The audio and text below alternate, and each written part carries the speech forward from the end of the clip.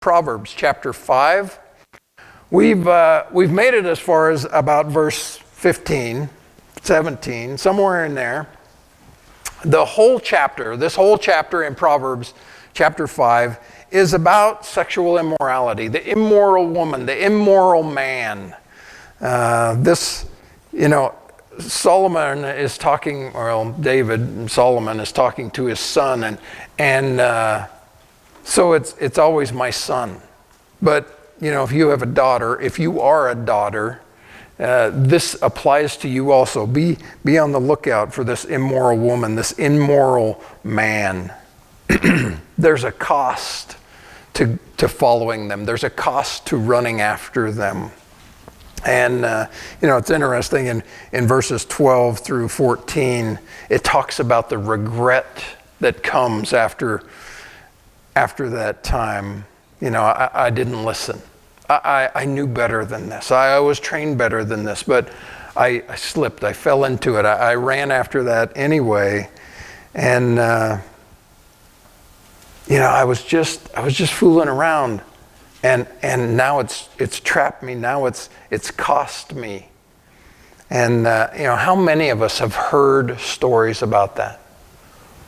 One wrong decision, one bad night, And, it's that story, the eternal story down here on planet Earth. Sin will always cost you more than you wanted to spend, and it will always take you farther than you ever wanted to go. And there's no truer statement than that down here. But in verse 15, he starts to talk about the solution. The solution to that is to have a wife, is to have a husband, and find all your joy, all your happiness, all your pleasure right there. And it's very poetic, so you have to kind of, dig for it a little bit. It says, drink water from your own cistern, and running water from your own well. Should your fountains be dispersed abroad, streams of water in the streets, let them be only your own, not for strangers with you. It's talking about the intimacy between a man and a woman, between a husband and a wife. This sexual desire that God built into us is like a thirst. It's like a hunger. And the place to get that satisfied, because so many, they think, it's wrong to have that desire. It's wrong to think that way. It's not wrong at all. God put that in you. God designed that in you. He's the master designer. He did that, but he said, it's got to be satisfied in the right place, in the right way. Otherwise, it's a very dangerous thing. It's like hunger. And God just didn't give us manna to eat. Not just one flavor, one taste. There is spice to food, right? We take water and we add flavorings to it and juices and all of this stuff. There's lots of flavors. There's lots of spice involved. And that can be the same between a husband and a wife. It doesn't have to be plain old vanilla. We're not like cows. We're not just eating grass. There's flavor to this. Wisdom says, be satisfied at home. That's what wisdom says. It's to be enjoyed. It's to quench your thirst there. But then he says, should your fountains be scattered abroad, dispersed everywhere, streams running down the streets. And I see girls running around and they're dressed like, it should just be seen everywhere. It's okay to just flaunt this anywhere. And what they don't understand is men think differently than girls do. Girls think, well, I'm just cute and I'm just whatever. But men are visually driven. And men look at that and see something that is available. Something that's out there for sale or for take or for hire or for whatever, And, if you're a Christian woman, Christian girl, would you please bear in mind that it's so easy to stumble your Christian brother by what you wear or what you don't wear, what you cover or what you don't cover. Men are thirsty. We're built that way from God. So don't be that stream running down the street that we think we can get a drink at, you know? Don't be that kind of thing. But it happens the other way too, right? It happens with men and women. You know, some of them guys, you girls know what I'm talking about. They got everything you're looking for, all in that cute package, you know. Be careful. It says in verse 18, let your fountains be blessed and rejoice with the wife of your youth. This is the way God designed it. God designed it in a marriage. You have a husband, you have a wife. Let them be where you find that. They were once. How come they're not now? What's changed? Nothing has changed. It's all the same. As a loving deer and a graceful doe, let her breast satisfy you at all times and always be enraptured with her love. I love this picture. You know, like a wild goat, like a wild doe out there on the hill, you know. This is God's intention. But that's a romantic thought, isn't it? You know.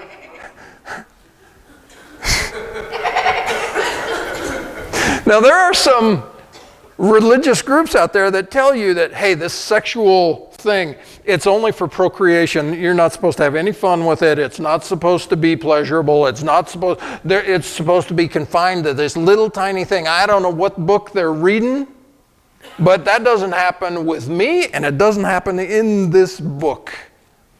In this book, you know, marriage is glue. Happens, intimacy in the marriage is glue. It sticks you together. It's concrete. It forms this foundation. It's medicine for each other. It brings solidity to the relationship. Oh, we're kind of drifting apart. I can tell you why.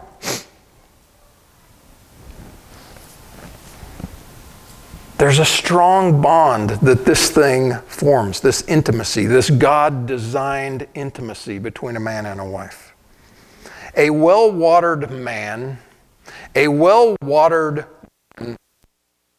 not easily wander anywhere else.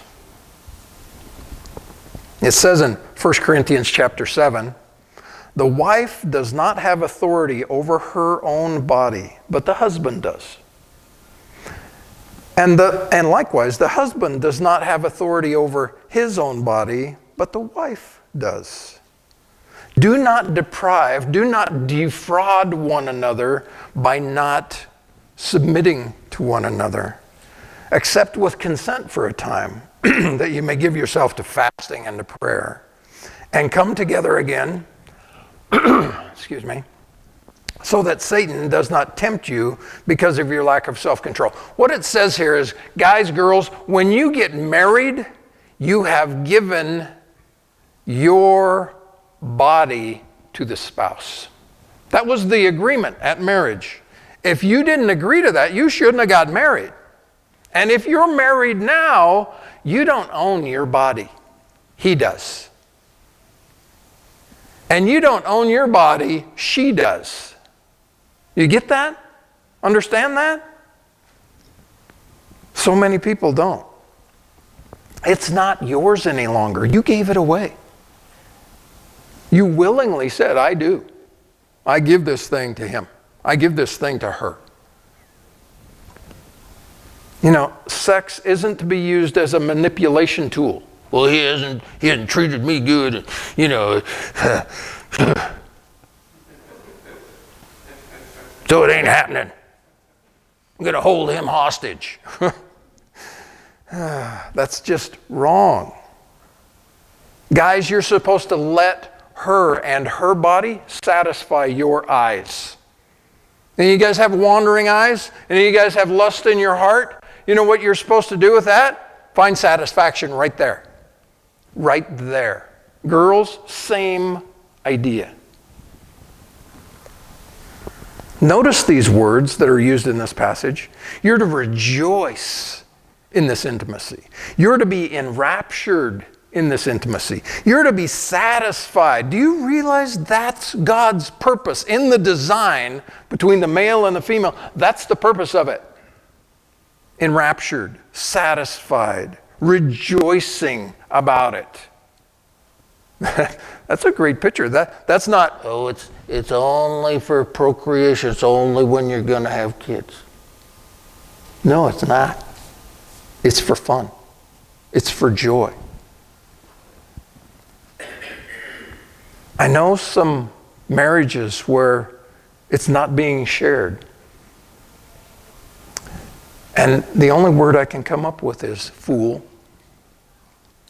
You're a fool. You're a fool. You're pushing your spouse out of this place where there should be concrete and glue. You're pushing them out into the world, into pornography, into anything else that's out there. So in verse 20 it says, "For why should you, my son, be enraptured by an immoral woman and be embraced in the arms of a seductress?" Why should you be out there? There's modesty, there's self-control, there's enjoying one another, there's expressing yourself in marriage, in the intimacy thereof. You're not missing out by having one man and one woman in a marriage. You're not missing out on anything else in the world. Nothing. It's all found right here. And then in verse 21, he starts to give us some reasons. "For the ways of a man are before the eyes of the Lord, and he ponders all his paths." Reason number one, you should keep it at home. You should keep it within the marriage. God is watching. You have never had a single occasion where you've chosen to sin that God wasn't watching you. Not one single little time. I know it was dark. I know it was in the corner. I know it was a little screen. I know, all of this. Sorry, God was watching. And most of the time, if you're a Christian, he's watching right through your eyes. He's seeing what you're seeing. I don't care if it was dark. I don't care if it happened in the back seat, up on the hill. God's watching. First reason. Reason number two in verse 22. "His own iniquities entrap the wicked man. He is caught in the cords of his sin." Because you'll get caught up in these cords that basically tie you up, just like ropes will. You'll be tied into this sexual immorality. It ties you down. Reason number three, verse 23. "He shall die for lack of instruction, and in the greatness of his folly he shall go astray." He shall die for lack of instruction. There's that word again, instruction. Discipline. Because he wasn't disciplined, because he didn't self-discipline himself. The one who has an undisciplined life has a hard life. How many are going to enter into eternity without Christ because they couldn't give up sexual immorality? They couldn't stop watching the porn. They couldn't get over the running around and chasing everything with two legs. They couldn't get past that thing, that thirst, that hunger. Basically, it's you're going to reap what you sow. That's what it's saying here. When I got saved, I had to abandon 33 years worth of reaping, or 33 years worth of sowing in this field that I'd sown, because they were the wrong fields. I was really good at planting in those wrong fields, and I just had to walk away from them and start planting in a whole different field. I have not one single regret about that. Matter of fact, I am very happy that I was able to make that separation and do there. It's great to be able to walk over and begin to plow up and plant in brand new ground. And then let's see what the Lord brings. So chapter 6, he says, my son, my daughter. This is God the Father talking to you. Think about this. If you never had a father who sat you down and gave you wisdom, gave you instruction like this, now you do. Here's your father. He's writing it in a letter to you. Here's my love letter to you, son. Here's my love letter to you, daughter. Here's what you need to know about this stuff. If you become surety for a friend, if you have shaken hands in a pledge for a stranger, you are snared by the words of your mouth. You are taken by the words of your mouth. If you have become surety. Now, this would mean like you became a co-signer with somebody's loan. Or you decided to bail somebody out of jail. Or you decided to lend somebody money, one of your buddies. Here's wisdom about putting yourself in that situation. He says, be very careful when you do that, if you do this. Because now this third party can now come and take your stuff because he didn't pay, because your friend didn't show up. I've talked with some mothers, They come in and talk to me, Mark, I need to talk to you. I meet with them and they go, well, my son got arrested for his third DUI. And they want, $6,000 to bail him out. And he wants me to bail him out this afternoon, so I'm on my way. And you know what I always do? I go, you need to pray about that. And they go, what do you mean I need to pray about that? And I said, you need to pray about that. Because I think God is driving your kid to the place where he needs to look up to God, and you're interrupting God's plan in his life. And sometimes you are not to interrupt his plan. And they look at me like I am crazy. You're telling me I shouldn't bail my kid out? I might be telling you that. Well, it's my best friend. He just asked me to co-sign a little loan. What's the big deal? Do you have that much money that you can pay that thing off? Because that's very often the place you're going to find yourself. In verse 3 he says, do this, my son, and deliver yourself, for you have come into the hand of your friend. Think about this. When you co-sign a loan for your friend, for your nephew, for your son, you've placed yourself in their hand. It's great if they are honorable, trustworthy. That's great. But man, when they skip town and you're stuck, they got the car and you're stuck with the bill, and it's their choice. Mom won't care. That's my best friend, but he was my best friend. Really not my best friend anymore. And I dropped that friendship. Suddenly, you're the one stuck with the thing. He says, do this, my son, and deliver yourself. Go and humble yourself and plead with your friend. Go and tell him, I love you, buddy. You're a great friend of mine, but no, Go and tell him, hey, I know I made this deal with you, but can I get out of it? He says, give no sleep to your eyes, nor slumber to your eyelids. Deliver yourself like a gazelle from the hand of the hunter, or a bird from the hand of a fowler. He says, do whatever you got to do to get out of that situation. And he says, man, don't even give sleep to your eyes. Don't even lay your head down. Get in there and do whatever you've got to do to get yourself, extricate yourself from the situation.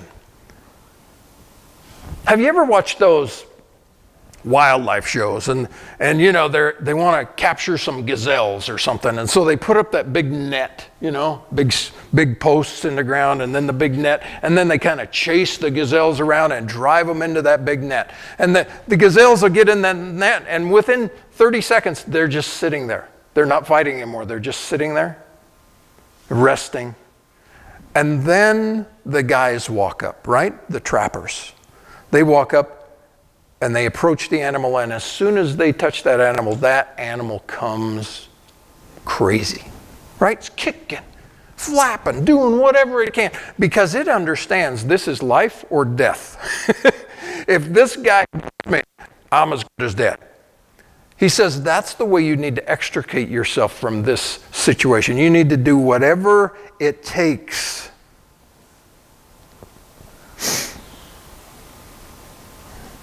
Remember, sometimes God has broken that person on purpose. Sometimes God has brought that person to the very gutter, and your help is not helping. You are now enabling that person instead of helping them. We're not to be enablers. God is in control. We need to pray about these things. Verse 6. He says, go to the ant, you sluggard. I love that word. Sluggard, right? Slug, we all know what a slug is. And then sluggard, That's a really slow, slimy thing, right? Consider her ways and be wise, which having no captain or overseer or ruler, provides for her supplies in summer and gathers her food in the harvest.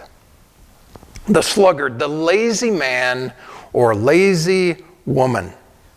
Solomon's advice, if you're lazy, go out and look at the ants. Is there anybody here that hasn't looked at ants, hasn't watched ants? Aren't we all like kids fascinated with ants? We come across an ant hill and we kick it and then they just scattering all over and you're like, wow, look at them little buggers, And ants always seem to be about something. They're the picture God uses of hard work, of an industrious life. They're always busy. Can I tell you how busy? We're in Australia. And we're in Cairns, Australia, north. It's a rainforest. It's a beautiful place.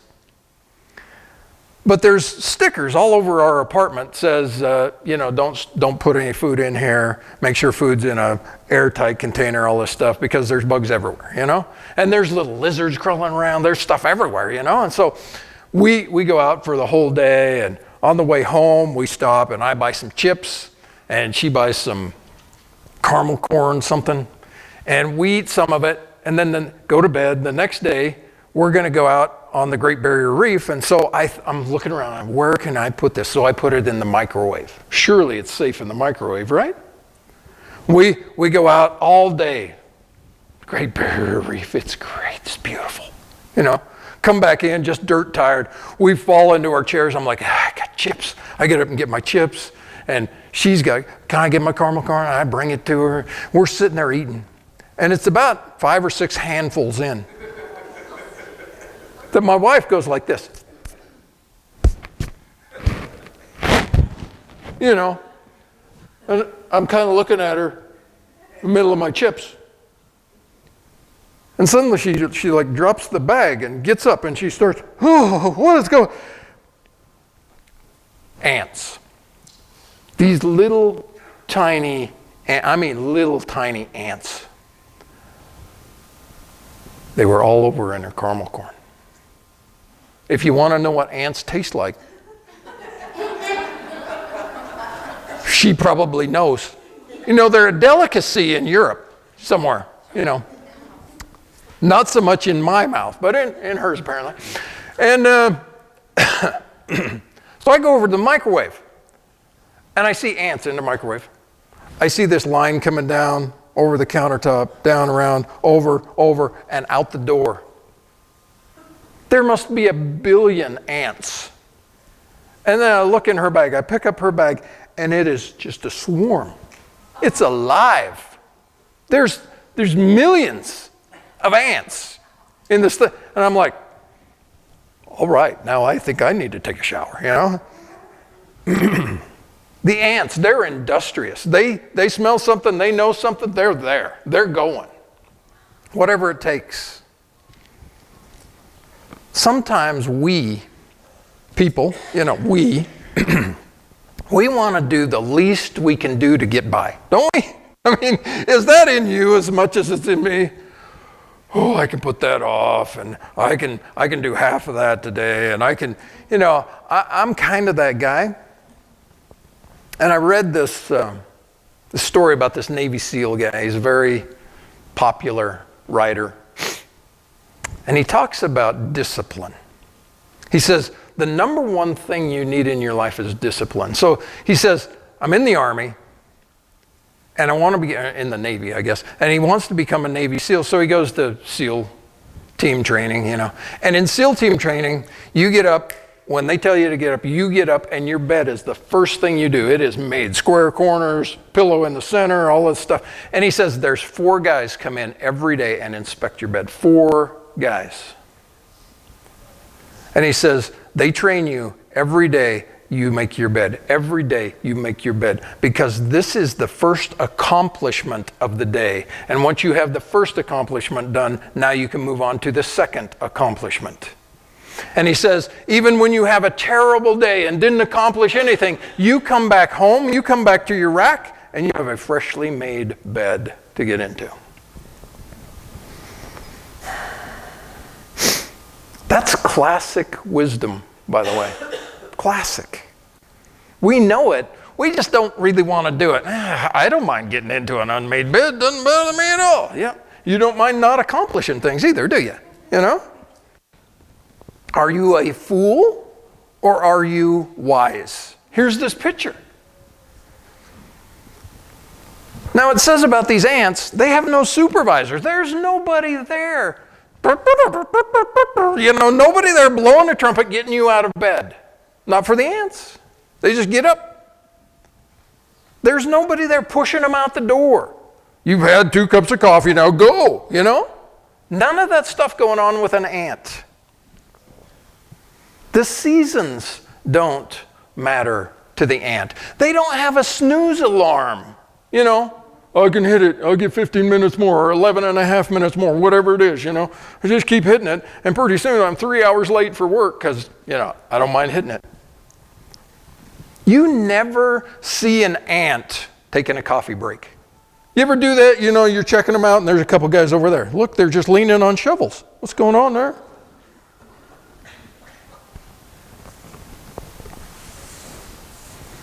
They never take a break.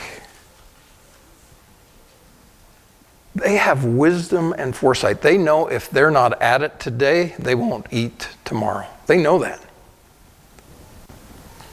So it says in verse 9, how long will you slumber, O sluggard? Wow, this gets a little personal here for Mark, When will you rise from your sleep? A little slumber, a little folding of the hands to sleep. So shall your poverty come upon you like a prowler, and your need like an armed man. The lazy man, the lazy woman loves those warm morning covers. Oh, it's so glorious in here, I used to hate to wake up. I was the guy. Sleep alarm, sleep alarm, sleep. Even when I was in high school, I remember we lived on this corner on Avocet, and you could look down and you could see the school bus go by, and you knew it was time to run over to the next street to get on the bus. I would wait until I heard the front doors open. They're here! And then I'd get out of bed. I was that kid. Hair like this, But I had my t-shirt and my jeans on, my flip-flops, and away we'd go, But then a day came that I decided I needed to change. It's pathetic, but I'm married to Brenda. And she said she was sitting there awake one day. And we used to have one of them flipper clocks, the minutes would flip on the clock. And she said, the minute before it flipped to the alarm time, she said it was just starting to growl, and the flipper was just about to go, and my arm went like this, smack. And the alarm didn't go off. And she goes, now I know why you're always late to work, because the alarm is set, but you hit it the minute that flipper's about to flip, and it doesn't go. So I decided I've got to change. So I put the alarm across the room. I can't shut it off from here. I have to actually get out, walk around, and go shut it off. Once I'm up, I cannot sit down. If I sit down, it's over. I'm just going to sit on the edge of the bed for a second. I can't do it. So self-discipline comes in. The first sound of my alarm now, I'm up, I'm out, I'm going. Do 10 minutes more. Can't do it. Because that trains my mind. I don't have to get up at the first sound. No, I have to get up at the first sound. And when that first thing sounds, I'm up and I'm after it. Oh, I'm not happy, but I'm up and I'm after it.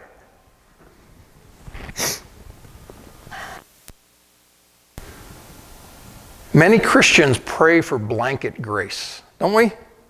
Lord, I need grace just to get out from under these warm blankets. That is not to be the Christian way. Wisdom knows you will never get those minutes, those hours back again. We should be using those minutes, those hours, that time. Time management. How good are you guys at time management? You should track it for a week. You should track your time for a week. I'm telling you, it will shock you how much time you don't use. TV, sitting doing nothing. TV, doing nothing again. Walking around doing nothing. Tried reading, but that didn't work, so doing nothing some more. You know. He says this, your poverty will come upon you like a prowler, someone just lurking around, seeking an opportunity to get in and get out. That's poverty for you. That's what it's doing. It's casing your life. Your need like an armed robber. It's holding you hostage. It's constantly threatening you. Your needs are constantly threatening you. If you don't get this and if you don't do that, then I've got you. God's word is very clear. If you're a lazy person, you are going to be poor. End of story. Get used to it. If you want to change that, stop being lazy. Wisdom. Now, it doesn't say all poor people are lazy. Understand that. There are many reasons for being poor. So don't look at poor people and go, that's just some lazy jerk. Nope, can't do that. The Bible teaches that Christians should be the hardest workers in the workforce. Because we're working for the that owns the company. I'm not working for the mail service, I'm not working for the UPS store. I'm working for Jesus at the UPS store. We should be the most valued and prized employees they have. And if you're not, you are not living the biblical Christian life. Something needs to click up here, right? 2 Thessalonians chapter 3, it says this. For even when we were with you, we commanded you this. If anyone will not work, neither shall he eat. For we hear that there are some among you who walk disorderly, not working at all, but are busybodies. This is people who will not work, not people who cannot work. There's a huge difference. We know people who cannot work. Understand that. These are people who just refuse to work. You know what it says? If they don't work, they shouldn't eat. What about that guy with the sign? We'll work for food. Really? Because if you would work, Little Caesars has a sign that you can hold up and have pizza that day. There's some places you can walk around, hold up a different sign. They will pay you that day. I can't really work for anybody else. Well, maybe hunger. Here's the thing. Hunger is a great teacher. Maybe hunger will change that attitude you have about working. So verse 12. A worthless person, a wicked man walks with a perverse mouth. He winks with his eyes. He shuffles his feet. He points with his fingers. Perversity is in his heart. He devises evil continually. He sows discord. Therefore his calamity shall come suddenly. Suddenly he shall be broken, and that without remedy. The worthless, the wicked person, man or woman. The first sign, they have a perverse mouth. And the word perverse means arrogant, prideful, stubborn, obstinate, headstrong. How many of these do you need to describe me? Right? He's a troublemaker. You know him. It says, he winks with his eye. You know those people always kind of half joking. Oh, you know what I mean, buddy. Oh, yeah, I'm in with this group, and I'm over here with those guys. And you know, they're always kind of looking for that easy opening, that availability thing. He shuffles his feet. He's dragging his feet. Real work over here? Oh, I'm coming. You know, sure, I'm coming. You know, look like Tim Conway going that way. Not wanting to expend any real energy to go the way of work or the way, you know, the right way. He's always pointing. Well, what about that guy? That guy's doing nothing, and look at how he's dressed, and look at me. I'm getting nothing. It's because you're lazy, and they're not lazy. Can you say it that easily? Well, they did it first. They're the problem. You know finger pointers, right? I call them deflecting people. You bring up an issue in their life, and they go, well, it's not really my fault. God made me this way. You're an idiot. God did not make you that way. Sin made you that way. Well, I am what I am. You're lazy. Undisciplined. All their time and all their energy goes into evil. Rick Brown would call them a schemer, you know? Somebody just sitting around looking for the easy way, the easy money, the easy out, whatever it is. Any shortcut, any money-making deal, quick money, you know. Maybe I could be dealing or cheating or stealing or whatever it is. And the last thing it talks about is he sows discord. He's pitting one group against another or one friend against another. You know the guy. He's talking to you face to face and he loves you. You're great. And then he turns his back and starts talking to this guy. Oh yeah, that jerk. Yeah, I kind of put up with him, but he's an idiot. And they talk about you that way, and they're driving these big wedges between you and other friends, you and other groups. It says in verse 15, therefore his calamity, her calamity shall come suddenly. Suddenly he shall be broken without remedy. Totally unexpected to them. Where'd this come from? How'd that happen? No way to go back and no way to fix it. No way to make it right. Without remedy. It's interesting. You know, there's coming a day that we call Judgment Day. And it's going to catch us all by surprise, right? It's coming like a thief in the night. Boom, suddenly Christ is here. It's Judgment Day. I wasn't expecting that. I'm not ready for that. Oh, are you a schemer? Are you one just dragging your feet? Are you the lazy guy? Are you the sluggard? Haven't you been looking at the ant? And then he goes into verse 16. These 6 things the Lord hates. I think we should pay attention to that, don't you? Don't you want to know what God just hates? Yes, 7 are an abomination to him. The way that's written in the Hebrew is, these 6 things are just worthless. I hate them.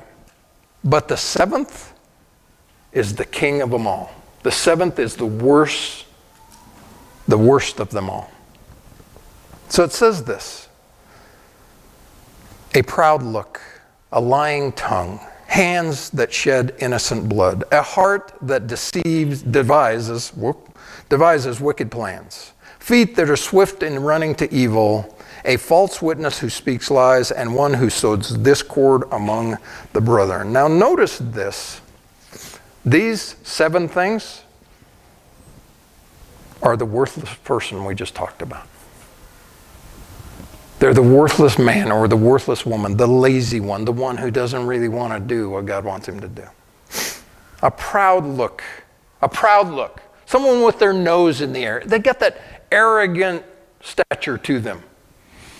Look at me and my righteousness, my position. Look at who I am. Notice me. That God doesn't like that at all. You know, there's a couple of Proverbs. Proverbs 11:2. When pride comes, then comes shame. But with the humble, there is wisdom. Another one, Proverbs 13:10. By pride comes nothing but strife. The King James Version, I like it a little better. Contentions only come by pride. If there are wars and fights and arguments, you know, if your family can't get along, if people, you see disagreements and all of this stuff, that's nothing but pride. That's what that is. A lying tongue. Wow, glad I don't have one of those. You know, it says in Ephesians 4, therefore putting away lying, let each one of you speak the truth to his neighbor, for we are members of one another. It tells us in another place, we're to speak the truth in love. We're not supposed to be liars. There is no room for lying in a relationship. No room. Hands that shed innocent blood. The first place my mind always goes is to an abortion clinic. Innocent blood. Here's these little babies being ripped apart and torn apart and thrown away and sold and, you know, all of this stuff. But I can't go there without blaming the judges who allow it to happen. And without blaming the senators who vote that it's okay. And without blaming me and you for not voting in people who would stop that crazy stuff. And yet somehow it's not happening, is it? I also go to gangs shedding innocent blood. I go to drug dealers and drug producers shedding innocent blood. You can weigh the innocence of that blood if you want to. And yet all of that stuff can be forgiven. Ask David. Ask Manasseh. The heart that is always devising evil.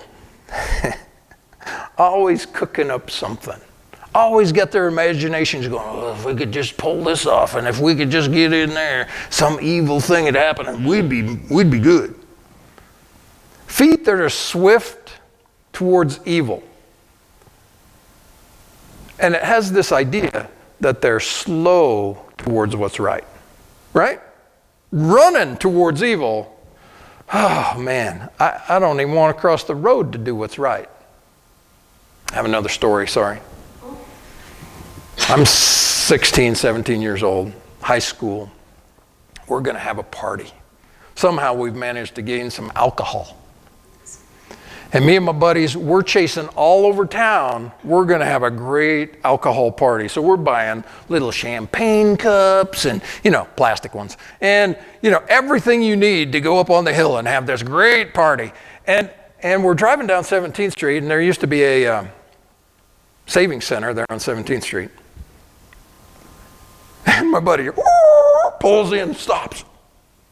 What are you doing? They got watermelons out front. Watermelons. We can inject the alcohol into the watermelons. It's great. I've heard about stories like this. It's going to be great. So my buddy Roy gets out. And Roy is like 7 feet tall and this big around.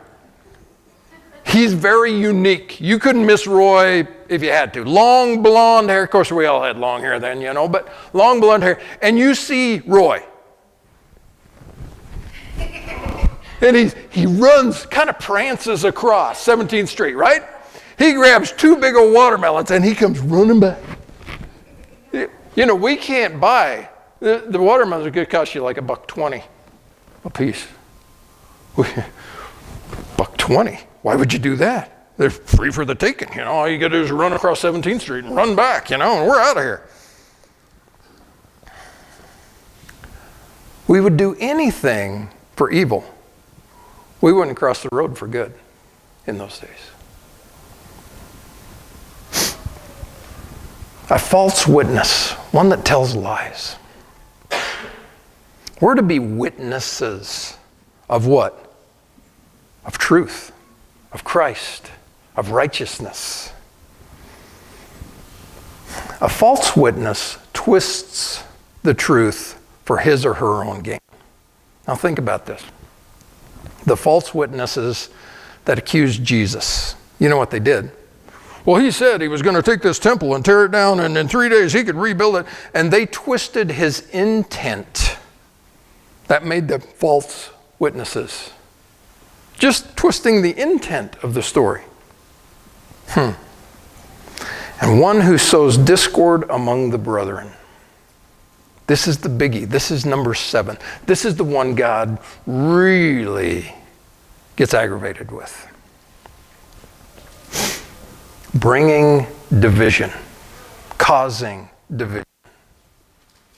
In the church, this church, we are wide open to sinners. You guys understand that, right?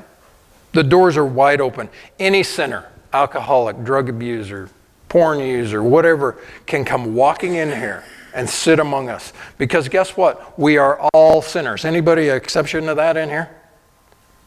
We're all there. I know you wanted to raise your hand, but you didn't. It's okay. So this is a hospital, right? A hospital for sinners, for the outcasts, for the downcast, for the trodden. But the Bible is very clear. When someone comes in and starts to try to divide us, starts to try to drive wedges into us, we are to cast that person out. Get them out of here. Here's Jesus' thinking, if you will. If I can read Jesus' mind for just a minute. Jesus says, I can work with sinners. He proved that in his ministry. He says, I can work with sinners because that's all there is to work with down here on planet Earth, sinners.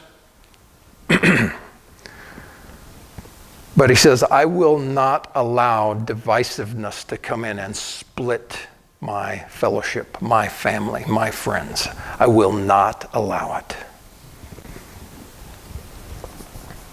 You know, in Psalm 133, it says this, behold, how good and how pleasant it is for brethren to dwell together in unity. How good it is just to hang out and get along. Giving here a little bit, taking there a little bit, but you're just getting along. It's a great place to be.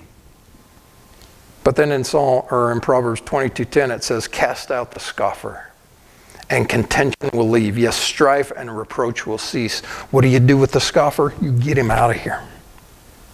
You do not allow him to drive wedges in us. Don't reason with them. Don't sit down and give them logic lessons. And this is what Jesus thinks. No, God just says, get him. Poop, throw him out. Now understand this. These 7 things, you will find them all on the week that Jesus was crucified. You'll find them all. Proud look, lying tongue, hands that shed innocent blood, a heart that devises wicked plans, feet that are swift to running to evil, false witnesses, and the one who sows discord. They're all right there. So in verse 20 it says, my son, and this is the Father's plead to you again. My son, my daughter, keep your father's command. Do not forsake the law of your mother. Bind them continually upon your heart. Tie them around your neck. When you roam, they will lead you. And when you sleep, they will keep you. When you awake, they will speak with you.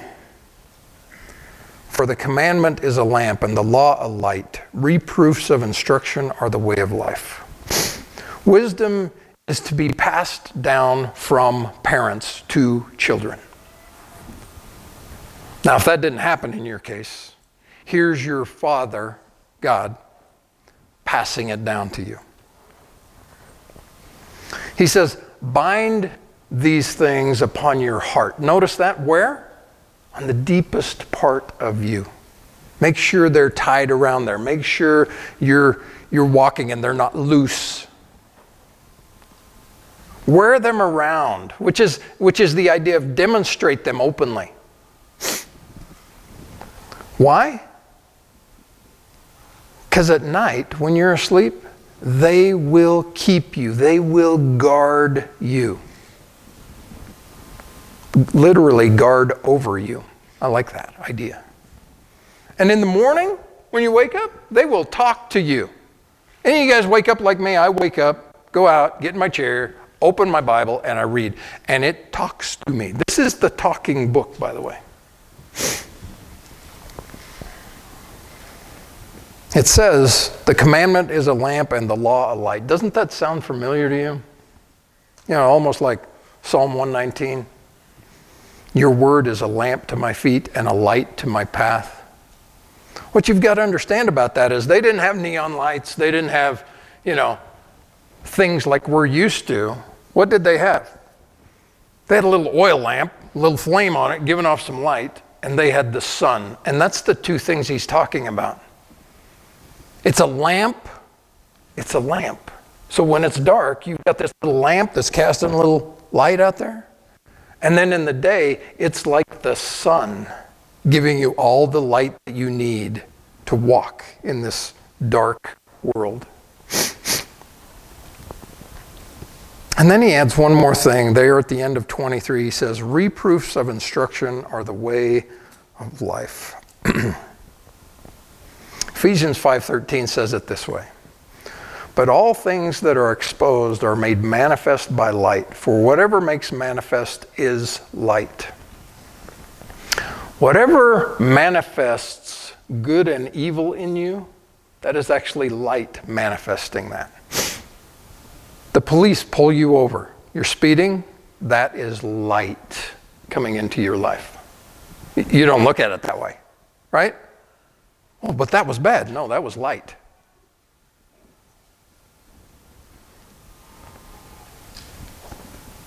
It's jail.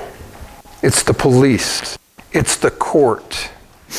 It's some kind of conviction that's going on inside of you. It's some reproof of a brother or a sister going, hey, what's going on with you? What's happening? That is light coming into your life. Verse 24, what does that light do? What does wisdom do? To keep you from the evil woman, from the flattering tongue of a seductress. Here we go again, right? We're going to hear this over and over. He's constantly warning his son about this evil woman, this honey-dripping woman, dripping man for you ladies. Do not lust after her beauty in your heart. Let her not allure you with her eyelids. Most of these people are very skilled with the words they've learned to use. They know how to flatter you. They know how to talk to you. They know how to sweep you up, And most of these people are very beautiful. I just think about the Hollywood starlets. I think about Victoria's Secret. I try not to think about it, because what she's trying to keep secret ain't a secret. I got, Sports Illustrated, whatever it is. I think about those things and it's like, yeah, they're beautiful.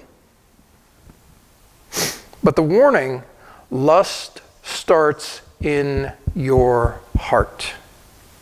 Don't let it in. Guard your heart. Don't let that lust in there. Your safest place when it comes to lust, don't look. Your safest place. Don't linger. I'm working at the site. I'm a security guard. I'm down in this basement where we got cameras all over the facility. I'm working in a central alarm station and calling out. I'm responding patrols to everything. And sitting down there and I'm reading in the Bible. And I'm reading, about my eyes. If your eyes cause you to sin, pluck them out. And I've had an eye problem in the past. And so, I'm dealing with the Lord there in those few minutes. And I'm saying, Lord, these things, they have a problem. My eyes tend to wander, and I don't want them to wander anymore. Lord, I want to give them to you. So, Lord, fix me. The guy comes downstairs to relieve me. It's time to go to lunch. So I get up, I walk out, go up 3 flights of stairs, walk out, and the cafeteria is right across the street. And I'm just get out the doors, and I start walking towards the cafeteria, and here comes this beautiful girl. Now, I have noticed her in the past. She's gorgeous. But she's forgotten to do up a few buttons on the front of her shirt today. And I step out, and here she comes. And I'm like this. I don't want to. I don't want to go there. Lord, I just gave you my eyes. Now what do? Help me, And I look like a stumbling, bumbling fool to her. I don't care. So often, what they communicate is with their eyes. They give you that look, hey, buddy, Have you ever had the come hither look?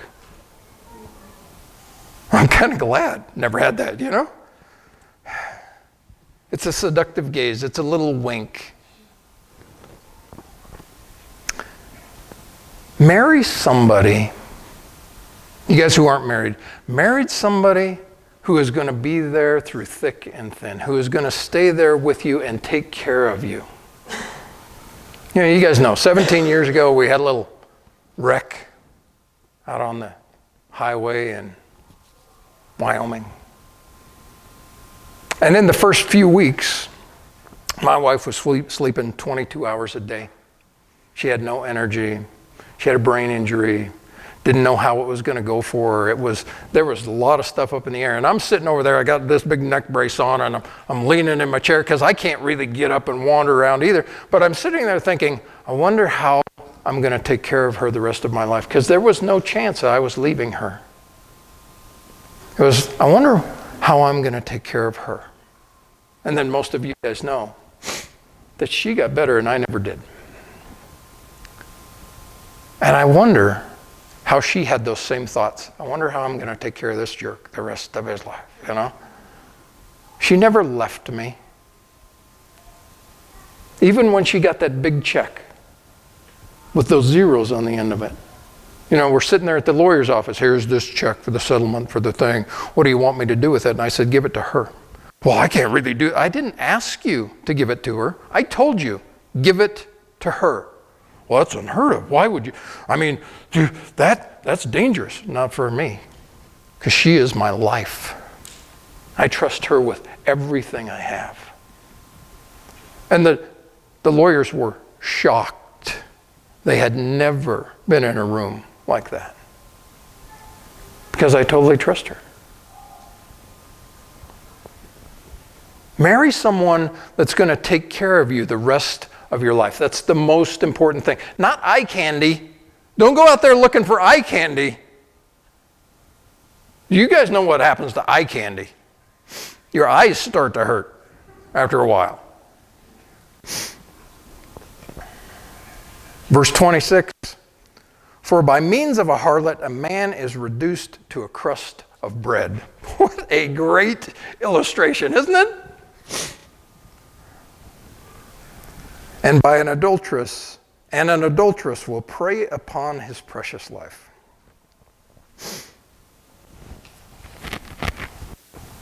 She will take this life and she will reduce it to a crust of bread. Chuck Smith always told this story about, he had a guy on his leadership team, great Christian man, beautiful wife, 4 great kids, and one day he got a call from his wife. He goes over to the house, and this guy has left her, run off with some girl. And Chuck chews on it for like 2-3 weeks, and he can't drop it, and he says, I've got to go see this guy. He's a friend. I love him. I got to go check in with him, see what he's thinking. Where is he gone? What's going on? And he goes over, and he says, here's this single wide trailer. 1968 version. Paint's peeling off, the windows all rattle, and all there is a swamp cooler, 1 bedroom in the back. Old beat up car out in the garage or out in the driveway. He knocks on the door, and this guy answers. And he invites Chuck in. He says, here's this girl. She's poor. She's not beautiful. She's not amazing or stunning. She's just an average girl. And he says, have you thought about what you've left? You've left a house on the hill, 3-car garage, a beautiful family, a beautiful wife. And you've left all of that for this crust of bread that you now have. You're going to lose half of everything you've got. He lived in California. Your old wife's support for the rest of her life. You're going to have all of these things. What a dumb choice. For by means of an adulterous woman, an adulterous man, you can and probably will lose everything. It's not the sweet, white, mushy bread in the middle. No, it's that stuff that all the kids have you cut off of their sandwich. Here, that's yours, Grandpa. Thanks. Thanks, I want that. I want to live on the crusts of bread, right? No. I want the sweet, good stuff in the middle. There is a cost. There's a cost to looking. Oh, it's okay if you just go window shopping. We're not buying, I'm just window shopping. Stupidest thing you can do. Because you know what you do before you go buying? You go shopping. Right? And then you go shopping. You know, that's when you're buying.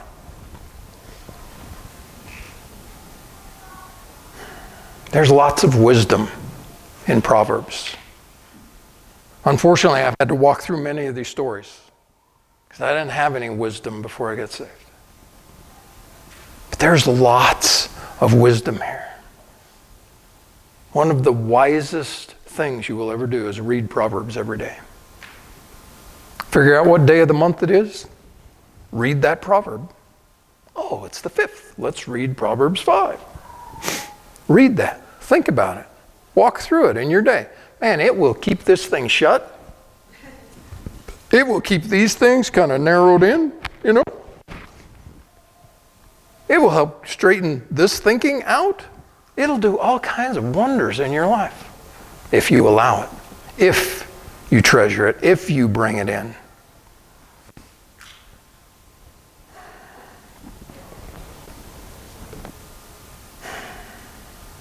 Today is Communion Day. We have an opportunity to come to the table of the Lord, thank Him for His amazing grace. Thank Him for so loving this world that He gave His only begotten Son. That whosoever would believe, that's us, we're the whosoevers. Whosoever would believe would have everlasting life, would have age-abiding life. That's one side of the promise. The other side of the promise is you would have His Word, His wisdom, His mind, His heart, His life. We're able to walk out His life down here. Why? Because we have Christ. And communion is just that picture of we have His blood to wash us. But remember what the cracker represents? We have His very life. Not the old, dead human life, but the one who lives forevermore in the presence of God, that life that is able to hold us, empower us, give us the discipline, give us the wherewithal that we need. So as Kelly gets up here and sings this song, would you sing it from your heart to Jesus? As the guys give you the cracker and the juice, would you just hold on to them? We'll take them here at the end. And would you just be thankful and grateful and gracious that God so loved us to do this for us.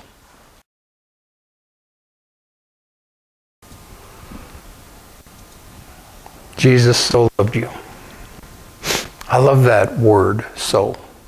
God so loved you that he sent his only Son, that whosoever would believe, whosoever, anybody, everybody, it's open to anyone, that person who would believe, not achieve, not accomplish, not work for, not change or improve to, but simply to believe in what Christ did on that cross. You know, the night before that cross, Jesus took that cup. He said, guys, this is my blood of the new covenant. Not that old covenant, not the law, not all those rules and regulations, the new covenant, where I write my will and my desire upon your heart. And this will cleanse you from all sin. He took that bread and he said, break you off a piece of this and eat it. Because in eating this, you're partaking of me, my very life.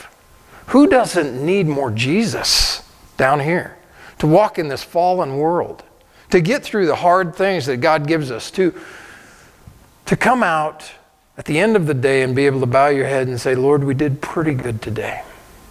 Not perfect, but we did pretty good today. I love those days.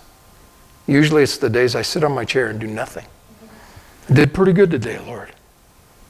Didn't blow it on homes, hit road, nowhere. I didn't go there, you know. You see, the Lord wants to live his life through you. When he was here before, he had one physical body. He was in one physical place, and that's all he could do. But now he lives in every one of us. And this is a reminder of the power we have and of the forgiveness we have. So that tomorrow we don't just get all bummed out and just give up. I can't do it. Well, that's what this represents. You can't do it, right? And this represents the fact that, hey, let's try again tomorrow because I think you can. Through me, you can. That's what he was giving his guys. His 12 best friends. And now he's no longer with his 12 best friends. He's with you and with me. And you're now his best friend. And he's giving you, this is my life. Take it and eat it in remembrance of me. When you're walking out there, remember me. When you're talking to that guy, remember me. When you're struggling with this, remember me. And when it's all said and done, remember that I have washed and cleansed and taken care of you. Remember that. We are his family. And he has covered us. He has rescued us. And he is coming back for us. Let us never forget. Father, I thank you for these simple elements and how they represent your Son's life to us.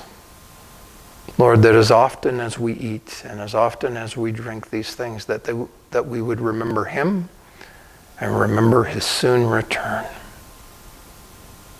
God, would you bless those who partake? God, would you wash those? And God, would you empower those to live a life for you? In Jesus' name we pray. Amen.